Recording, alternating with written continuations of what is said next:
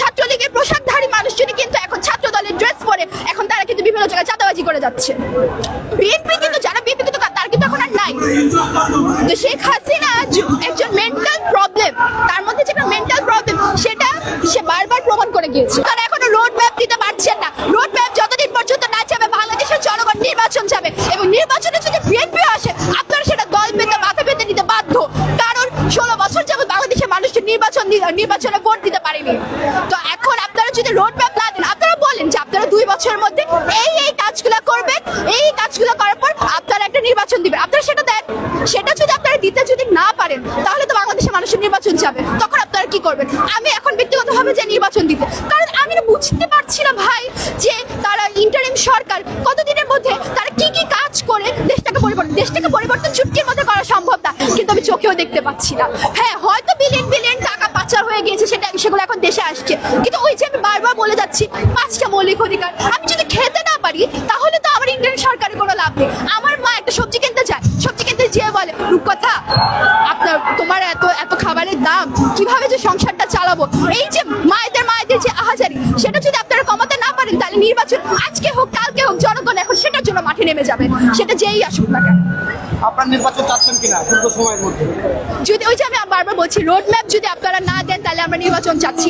যদি আপনারা road map দিয়ে দেন যে আমি এই বছরের মধ্যে, এই 1 বছরের মধ্যে, এই 2 বছরের মধ্যে আমি এই কাজ করব, এই কাজ করার পর আমি একটা নির্বাচন দিব, এবং এই নির্বাচনটা হবে একেবারে মানে সুষ্ঠু নির্বাচন যেখানে ট্রান্সপারেন্সি থাকবে।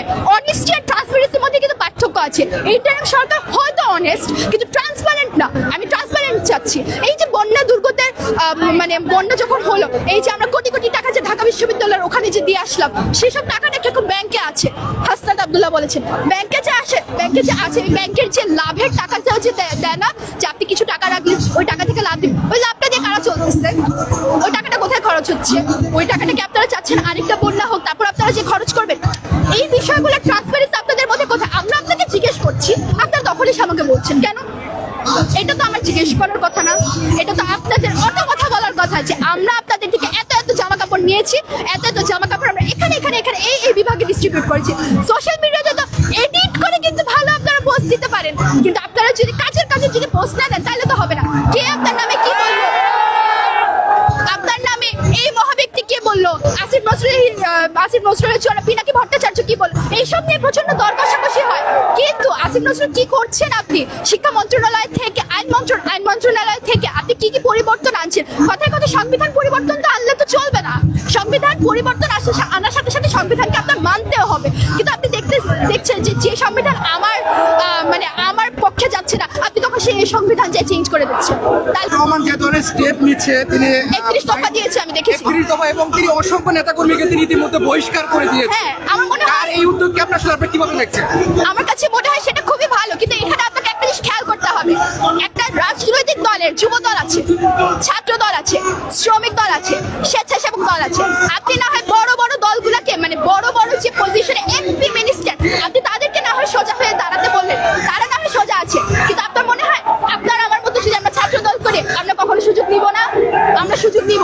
আওয়ামী লীগ যেটা করেছে আমরা কিন্তু টিট ফর ট্যাট করবো, তখন কি হবে? দেশ আরো বিধ্বংসে চলে যাবে। আমার কাছে মনে হয় তারেক রহমানের এই জিনিসটা মানে যদি আসেন, তারেক রহমান স্যার এটা ওনার চিন্তা করা উচিত যে প্রথমে বাংলাদেশের স্বেচ্ছাসেবক দল, ছাত্র দল, যুব দল, শ্রমিক দল, আগে এই জিনিসগুলোকে তার নস্যাৎ করে একটা শিক্ষিত মানুষ যারা পড়াশোনা করেছে, যারা শিক্ষিত মানুষ, যারা পলিটিক্স বুঝে, আমার কাছে মনে হয় তাদেরকে যদি আগে সুযোগটা দেওয়া হয় তাহলে দেশে কিছু একটা হতে পারে, যদি সে বিএনপি ক্ষমতায় যদি কখনো আসে।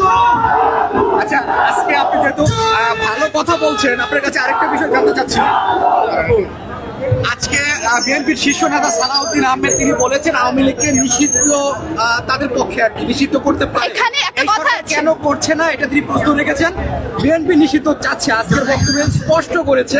জামাত কিন্তু এখন পর্যন্ত এই জায়গাটি স্পষ্ট করেনি। আপনি আসলে এই বিষয়ে কি বলবেন? আওয়ামী লীগকে আজকে হোক কালকে হোক নিষিদ্ধ করতেই হবে। বিএনপি নিষিদ্ধ করতে চাওয়ার কেউ নয়, জনগণের হাতে আগে সবার আগে পাওয়ার দিতে হবে। এখন আমার কথা কথা হচ্ছে আপনি কাকে আগে চিন্তা করছেন, পাওয়ারটা যে আপনি দিচ্ছেন। বিএনপি মনে করছে শুধু বিএনপির হাতে পাওয়ার, জামাত মনে করছে জামাতের হাতে পাওয়ার। ডক্টর ইউনূস স্যার মাঝে মাঝে কিছু কিছু কথা বলেছে, আমরা তো জনগণের কাছ থেকে কিছু নিচ্ছি না। মানে আমার কথাটা একটু যদি ভুল হাতে আমাকে বলতে পারেন, উনি বলেছেন এই যে আমরা কয়েকজন যে সমাবেশে বসছি, এই সমাবেশে যে আমরা যারা বসছি, এই সমাবেশে মানুষজনের উপরে নির্ভর করে আমরা একটা দলকে নিষিদ্ধ করব কি করব না। কিন্তু এখানে কিন্তু কোনো ভোটিং সিস্টেম হচ্ছে না। আমার কাছে মনে হয় আপনি কিন্তু বিএনপি থেকে এই কথাটাই বারবার বলার চেষ্টা করছে, আমরা কেউ না নিষিদ্ধ করে, এটা জনগণ করবে। হ্যাঁ। আজকে যখন বিএনপি নিষিদ্ধের কথা বলছে, আপনারা বলছেন যে বিএনপি বলার কে?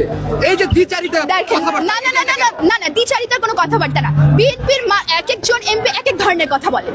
মির্জা ফখরুল স্যার এক এক সময় এক এক কথা বলেন। সালাউদ্দিন স্যার হয়তোবা, আমি স্যার বলছি কারণ এটা টেলিকাস্ট যাচ্ছে, সালাউদ্দিন স্যার আজকে নয় হ্যাঁ আমি দেখে এসেছি, উনি বলেছেন যে বিএনপি নিষিদ্ধের পক্ষে। আমরা সাধারণ জনগণ নিষিদ্ধের পক্ষে।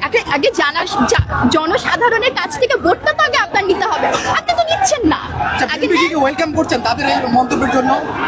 জামাত ইসলামী শোনেন, আমি হচ্ছে আপনি যদি জামাত ইসলামীও করেন, আপনি যদি বলেন আওয়ামী লীগ আমরা চাই না, আমি আপনার সাপোর্টে। আওয়ামী লীগকে আমরা কোনোভাবেই চাই না, সেটা হোক বাপ, সেটা হোক ডানপন্থী, সেটা হোক বিএনপি, সেটা হোক জামাত ইসলামী, আমাদের তাতে কোনো অসুবিধা নেই। কিন্তু কেউ যদি কখনো চিন্তা করে যে আওয়ামী লীগকে এই দেশে আরেকবার নির্বাচনে এনে রাজনীতিতে সুযোগ প্রদান করা সম্ভব, সেটা কখনোই আমরা মানব না।